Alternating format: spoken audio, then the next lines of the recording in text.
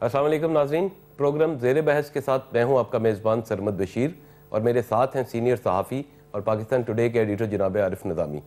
सियासत के मैदानों में पिछले चंद दिनों में होने वाले पै दर पै वाक़यात ने तुंदो तेज़ तूफ़ान की सूरत अख्तियार कर ली थी। यूँ महसूस हो रहा था कि इन बयानात और इनके असरात के सामने कोई भी ना ठहर पाएगा और ये सैर रवां सबको बहा ले जाएगा। सुप्रीम कोर्ट की तरफ से 6 ऑप्शंस शायद मुल्क और जमहूरियत को मौजूदा बहरान से निकालने का एक मुमकिना रास्ता थी, लेकिन साथ ही वज़ीर आज़म की तरफ से अस्करी क़यादत के बारे में बयान और इस पर ISPR की तरफ से रद्द अमल सूरत हाल में बढ़ती हुई कशीदगी की तरफ इशारा था। ऐसे में मफाहमती अमल को परवान चढ़ाने की बजाय कुछ हलकों की तरफ से आग को मज़ीद भड़काने की कोशिश की गई। ये सब कुछ देखा हमने गुज़श्ता चंद रोज़ में। ताहम तरफ़ैन की तरफ से मस्बत इशारों के पेश नज़र मामलात अखबारात की शर्त रुखियों से निकल कर मुंतखब ऐवानों में पहुँचे तो देखना यह है कि इनमें किस हद तक बेहतरी पैदा हो सकती है। इसी पे आज गुफ्तगू करेंगे। यार सब कैसी सिचुएशन देख रहे हैं? एक जो 2-3 दिन पहले नज़र आ रहा था कि एक टकराव की सूरत हाल नज़र आ रही थी। वज़ीर आज़म जो है सैक करने लगे आर्मी चीफ को, DGISI को, अजीब अजीब किस्म की अफवाहें आ रही थी। अब कोई सूरत हाल डिफ्यूज़ होती नज़र आ रही है?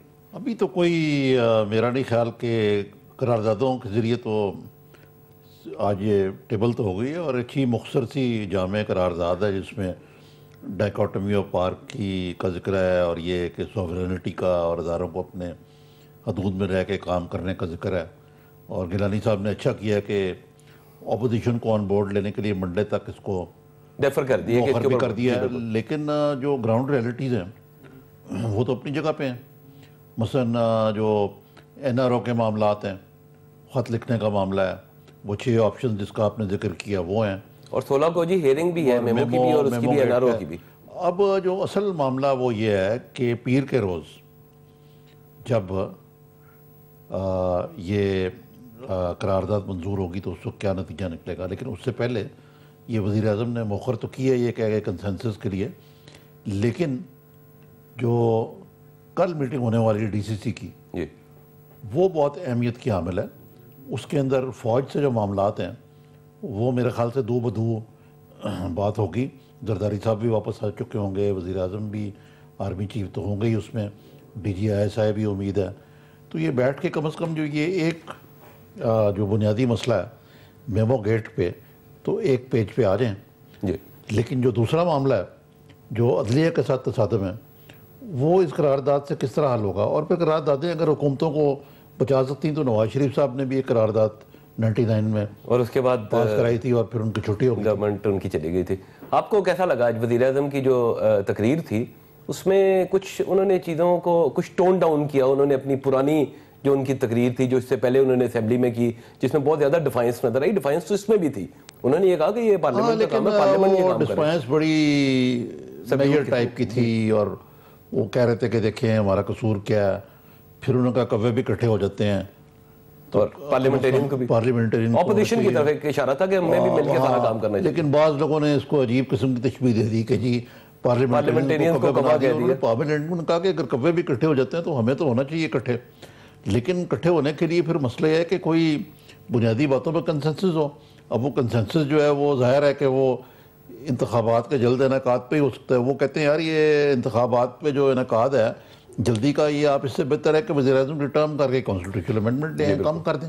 उनका मकसद कहने का ये है कि इस तरीके से हाउंड आउट नहीं करना चाहिए। और उन्होंने ये कहा है कि अगर इसकी टर्म कम करनी है पार्लियामेंट की तो हमें बैठ के पार्लियामेंट के अंदर इस चीज़ को डिसाइड करना चाहिए बजाय इसके कि बाहर से कोई हमें डिक्टेट कर रहा हो, कोई और इंस्टीट्यूशन डिक्टेट कर रहा हो इस मसले। लेकिन मेरा ख्याल है कि इस हद तक बात नहीं जाएगी कि जहाँ चौधरी निसार साहब अगरचे आज बड़े जारहाना मूड में थे, उनकी तकरीर भी ज़बरदस्त थी कि और वो कहते थे हुकूमत को किससे ख़तरा है जो ये करारदाद लाना चाहते हैं।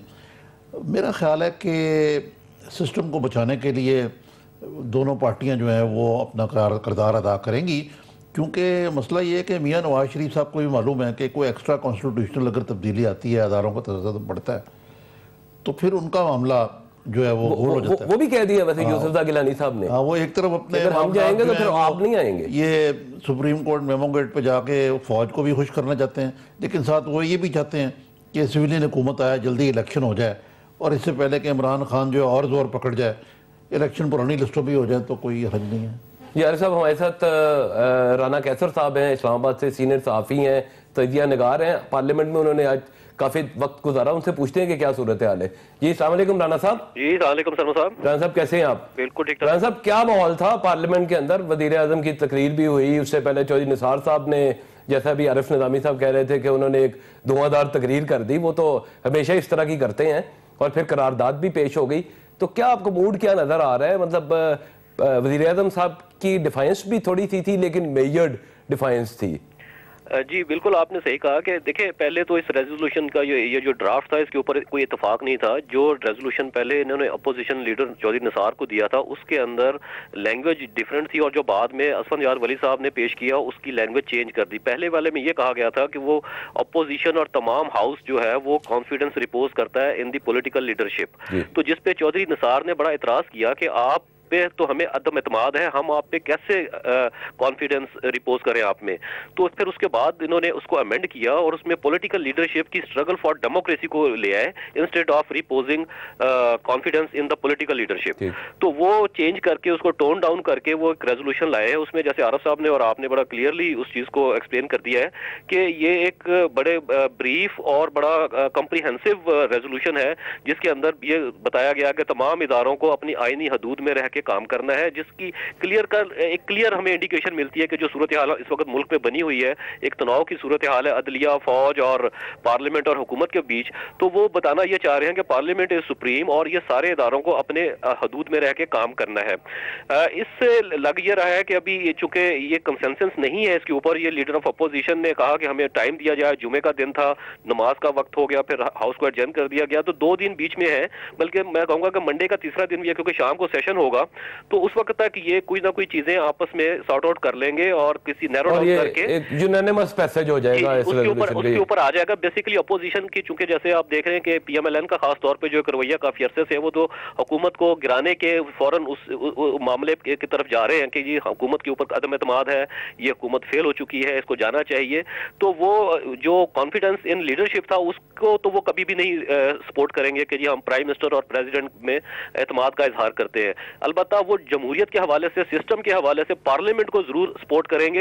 ये नहीं होगा कि अगर पाकिस्तान पीपल्स पार्टी का ये जो करारदाद है ये कोई सहीफा आसमानी तो नहीं है। अब इसमें तो 2 डेवलपमेंट्स हो सकती है ना, कि एक तो ये है कि इसमें कोई करारदाद अभी इन्होंने पेश तो कर दिया है, इसमें तरमीम भी हो सकती है अपोजिशन की ख्वाहिशात के मुताबिक। दूसरे ये भी बताइए कि जो डीसीसी की कल मीटिंग हो रही है उसकी रोशनी में इसमें कुछ तब्दीली आ सकती है। जी बिल्कुल, ये बिल्कुल आपने बड़ा सिग्निफिकेंट पॉइंट है कि पहली बात तो ये है कि it's not a Holi scripture के इसके अंदर तब्दीली नहीं आएगी। आज ड्राफ्ट आया है और वो कंसल्टेशन के लिए लीडर ऑफ अपोजिशन और दीगर इत्तेहादी जमातों को और दूसरी जो हिज़्ब इख्तिलाफ की जमातें हैं उनके पास वो जाएगा, आपस में बैठेंगे, कंसेंसस डेवलप करेंगे, इसको यकीनी तौर पर इसमें कुछ तब्दीली भी आएगी। ये जो पॉइंट आपने रेज किया कि कल defence committee of the cabinet की जो मीटिंग हो रही है, वो आपने बिल्कुल सही कहा कि it's going to be an important meeting, और ये इसके बाद की जो सूरत हाल होगी वो होता यकीनी तौर पर मुख्तलिफ होगी किसी भी सूरत में, जिसमें तमाम सर्विसेज चीफ कल बैठेंगे और जो है कैबिनेट के इंपॉर्टेंट मिनिस्टर्स हैं, मिनिस्टर ऑफ डिफेंस हैं और फाइनेंस मिनिस्टर हैं, फॉरेन मिनिस्टर हैं, ये लोग वहां पे प्राइम मिनिस्टर के साथ बैठेंगे। जो मामलात फौज के हवाले से या हुकूमत के हवाले से वहां पे डिस्कस होंगे। असल चीज जो बोन ऑफ कंटेंशन बनी हुई है, जिसकी वजह से ये तनाव सारा पैदा हुआ है, वो है मेमोगेट। अब मंडे को एक बहुत इंपॉर्टेंट दिन इस लिहाज से हो जाता है कि मंडे को मेमोगेट के ऊपर जो है वो कमीशन की भी मीटिंग है, एनआरओ के ऊपर सुप्रीम कोर्ट का इजलास भी है, उसकी वो भी हियरिंग कर रहा है, और शाम को नेशनल असेंबली का सेशन भी होगा। और उससे पहले यकीनी तौर पे कल, जिसे आपने कहा कि defence committee of the cabinet की मीटिंग हो जाएगी, तो उसमें क्या होगा वो उसमें रिफ्लेक्ट करेगा मंडे के रेजोल्यूशन के हवाले से। राना साहब, लेकिन ये आपको मालूम होगा कि जरदारी साहब की और कियानी साहब की थोड़ी सी कुटी हुई है आजकल। आपने देखा होगा कि वो जब जरदारी साहब ने एक चीनी रहनुमा को खाना दिया तो कियानी साहब तशरीफ नहीं लाए जी। अगरचे इस चीज़ पे बड़ा एतराज़ है कि गिलानी साहब ने एक चीनी खबरसाज है जिसको चीन के दौरे के दौरान इंटरव्यू दे दिया, लेकिन कियानी साहब भी चीनी रहनुमा के मौके पे ना आके उन्होंने एक ख़ास सिग्नल दिया। जी हाँ। तो ये जो डीसीसी तो ज़रा बड़ा फोरम है, तो इस चीज़ का भी इम्कान मौजूद है कि जिसको एक ज़माने में ट्राइका कहा जाता था, यानी वज़ीर आज़म सदर और आर्मी चीफ ये बैठ के अलग भी कोई मीटिंग कर सकें मंडे के रोज़? जी हाँ, मेरा ख्याल है उससे पहले भी आरफ साहब ये हो सकता है। आपने कहा ना कि गिलानी साहब, जरदारी साहब और कियानी साहब की कुटी है, मैं समझ रहा हूँ इन तीनों की ट्राइका की कुटी है। कियानी साहब ना सिर्फ सदर साहब के इशाइये पे नहीं गए थे, बल्कि वो प्राइम मिनिस्टर ने जो इशाइया दिया था चीनी, वो जो आए हुए थे नायब वजीर आजम, वहां पे वो भी नहीं गए थे। उसके बाद की जो सूरत हाल हुई है, जैसे प्राइम मिनिस्टर साहब ने एक स्टेटमेंट दे दिया, पहले कहा कि जी ये जो रूल्स ऑफ बिजनेस फॉलो हुए हैं, उसके बाद उन्होंने इंटरव्यू में कह दिया कि रूल्स ऑफ बिजनेस फॉलो नहीं हुए, फिर ISPR ने उसको रिएक्ट किया, तो इससे तनाव तो काफी हद तक बढ़ गया था। तो फिर जब सेक्रेटरी डिफेंस को भी बरतरफ कर दिया गया, तो इससे सिचुएशन तो काफी तनाव की तरफ चली गई और इस वक्त टेंशन मौजूद है। अगर ये कहा जाए कि ये डिफ्यूज हो रही है, अभी तक मैं तो ये नहीं समझ रहा कि डिफ्यूज हो रही है, लेकिन चांसेस है अगर ट्राइका की। लेकिन आज भी जो प्राइम मिनिस्टर इस पे हम गुफ्तगू करेंगे, लेकिन नाज़रीन यहाँ पे लेना है हमें एक छोटा सा ब्रेक। हमारे साथ रहिए, इसके बाद हम अपनी गुफ्तगू का सिलसिला जारी रखेंगे। वज़ीर आज़म साहब के जो हालिया बयान था उससे लगता था कि थोड़े से बुंतराए हुए हैं, जो दबाव है उसकी वजह से। चौधरी शुजात भी कहते हैं कि बूटों से नहीं वोटों से फैसला होगा। बूटों की छाँव में हुकूमत भी की उन्होंने 5 साल।